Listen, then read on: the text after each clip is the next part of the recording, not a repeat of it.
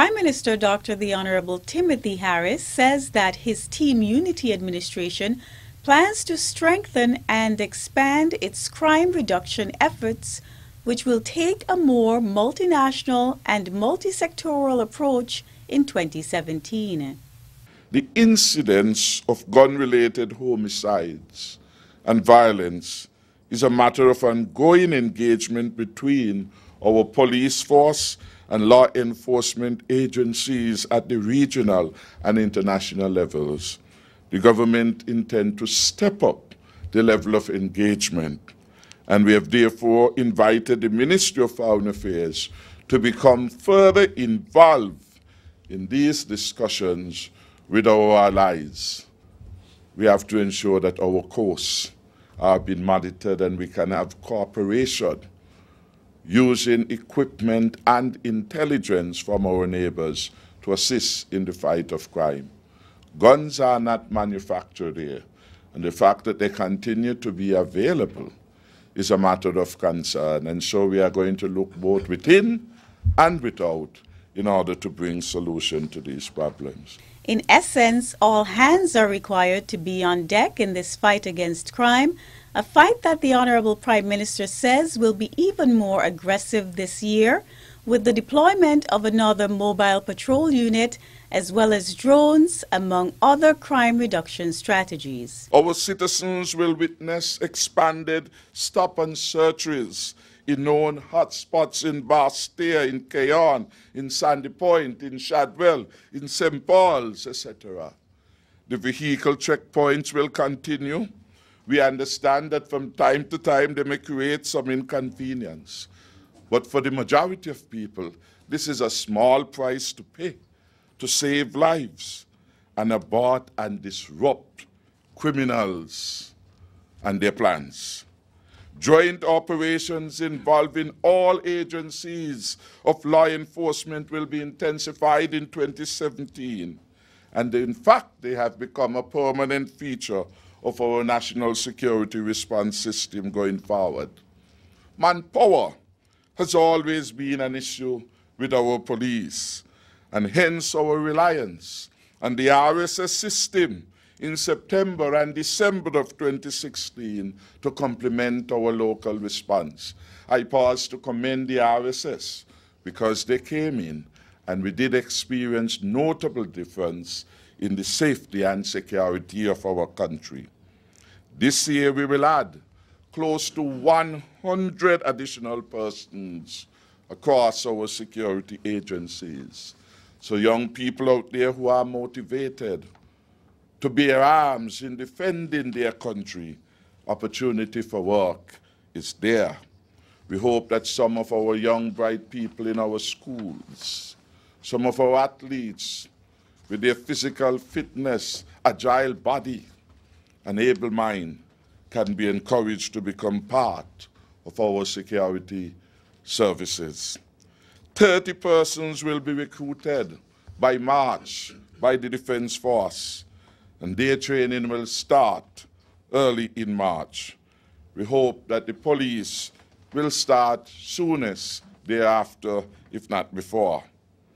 We will ensure that our closed-circuit television CCTV project is at an advanced stage of operationalization. Equipment and appliances have already been brought in an island, and a further shipment is in progress. Phase 1 of the CCTV project has cost $5 million easy. So we are not talking about small investment. The financing, however, has already been secured thanks to the government of Taiwan. We have one of the 5 top international firms in the CCTV industry, that is Vivotech, working with us. And they have one of our local providers of security services, Mr. Errol Wilkerson, as their point man in St. Kitts. I'm happy to report that already training has begun for officers of the police and other personnel who will be engaged in the launch of our CCTV project. We are attempting to fast-track its use in Bastia, Charlestown, Frigate Bay, Canary, St. Peters, and Shadwell. CCTV is used throughout the region, throughout the world, as a crime fighting mechanism, especially in light of the fact that persons are not, witnesses to crime are not so willing to come forward and give evidence. As part of this society, our people need to take their role seriously. There are persons witnessing these crimes in broad daylight and refusing to speak to the police. The thing is, there's a marked distinction between information and evidence, that which we can put before the court to secure a conviction. And victims themselves who are being wounded will tell the police outright that we're not speaking to you. We are not telling you what happened. So then how are we to solve matters of those when we are not getting the cooperation from the victims nor the public? We, the security forces, are prepared to do all that is humanly possible within our means. And I can dare say, the Prime Minister also said that our requests are being looked at and considered seriously and granted. And so we want to continue the fight against this crime with the help of not only the officers of the law enforcement and the government, but the members of the society in a whole.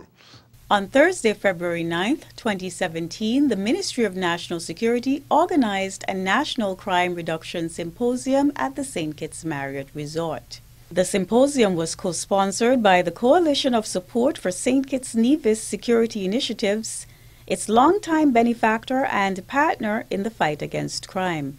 In attendance were more than 200 stakeholders from among the society who work in customs and border protection, education, finance, healthcare, law enforcement, legal services, social services, sustainable development, and the media. Also present were family members of crime victims and stakeholders who work with cultural organizations, sports clubs, and youth groups.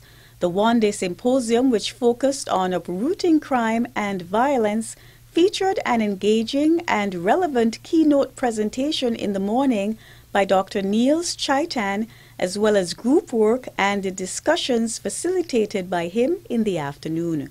Dr. Chitan is a crime reduction specialist and a social skills consultant who is working with the Team Unity government. Look at the root structure of the plant. The root structure is almost bigger than the plant. That's what crime is. What we see here is just a surface, but there's a root structure below, a diverse root structure, and we must get to it, and we must pull it right off the ground. Some people will take a machete and cut the top off. Trust me, it's going to grow back again, so we need to pull it up. Now notice also that in this plant, this ugly plant called crime, I call it crime and violence, to uproot it, we need protective gear. We need good tools. You just can't use any tool to pull that plant out. You're going to hurt yourself. And people have been getting hurt by crime and violence. To pull it out, you need protective gear. The person pulling on that plant has good gloves on. You got to put some force in there. You got to probably bite your lip as you pull it out. Fighting crime and violence is not an easy go. It's not just coming to a symposium, sitting down and drinking some good water and then leaving and go. It will take hard work. Ladies and gentlemen, the 12 roots that I'm going to talk about today is predicated on one root. One root. And that root, the way I see it, is disrespect in most of the cases. I said most of the cases. But today I'm going to outline for you the roots that I'll be considering. Mental illness. I think you have it in one of your handouts there. Unmanaged impulses. Uncontrolled confrontations. Criminal deportation. Addictions and compulsions. Inability to deal with consequences. Media, music, and web influence, greed and selfishness, image and profile enhancement, hopelessness and desperation, matters of the heart, loss, grief, and hurt. When I get to the last one, I'll put the microphone down and I'll sit down. So let's get to work as soon as we can. Today, ladies and gentlemen, we will be taking a closer look at the ramifications and impact of these roots on criminality while cooperatively developing a treatment plan to kill them. Ladies and gentlemen, I would not be developing a plan. You will. At the end of the day, it would not be my plan. It will be your plan. I believe we have a very good cross-section of professionals and lay people alike. I believe we have the brain power in this room to develop a national strategic plan, and that's your job, okay, when we go to work this afternoon. Are you ready, folks? At the National Crime Reduction Symposium, Prime Minister Dr. the Honourable Timothy Harris appealed to the people in the room and society as a whole to get ready to play an enhanced role in reducing crime and molding children into model citizens. The research strongly suggests that families are uniquely placed to raise healthy and responsible members of society. But the task of putting children first goes well beyond the family to include communities and society. Dysfunctional family conditions contribute to future delinquency. These conditions include parental inadequacy, parental conflict, and, of course, the practice of crimes within the family setting by parents, the lack of communication among family members, and this lack of communication is both a qualitative and a quantitative lacking. The lack of respect and responsibilities, abuse and neglect of children, and violence in the family are all some of those factors that push one into a life of crime. Crime prevention, of course, must focus on improvements in all the areas, the economic, the social, and the family structure.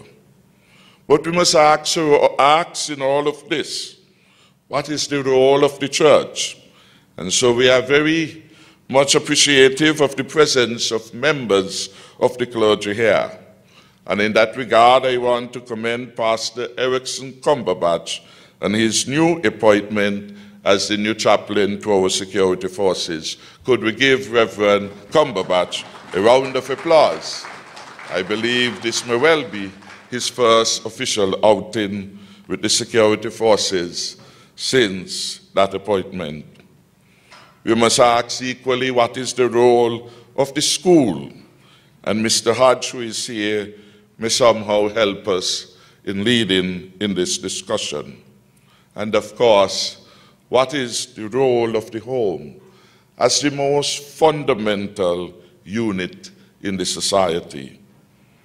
At the wider level, different stakeholder groups here should be challenged to determine their roles in crime prevention. For certainly, if we go by the research, this is not just a function for law enforcement. This is a function for each and every one of us. And we must ask ourselves equally, the media, what is its role in crime prevention? This is an important question for the media.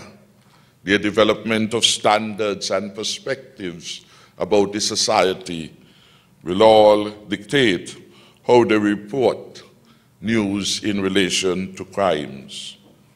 Our sports clubs and our youth organizations, of course, have critical roles to play, and they are represented very well today. Our social services and community development, the health sector, the Chamber of Industry and Commerce, the judiciary, all have a role to play.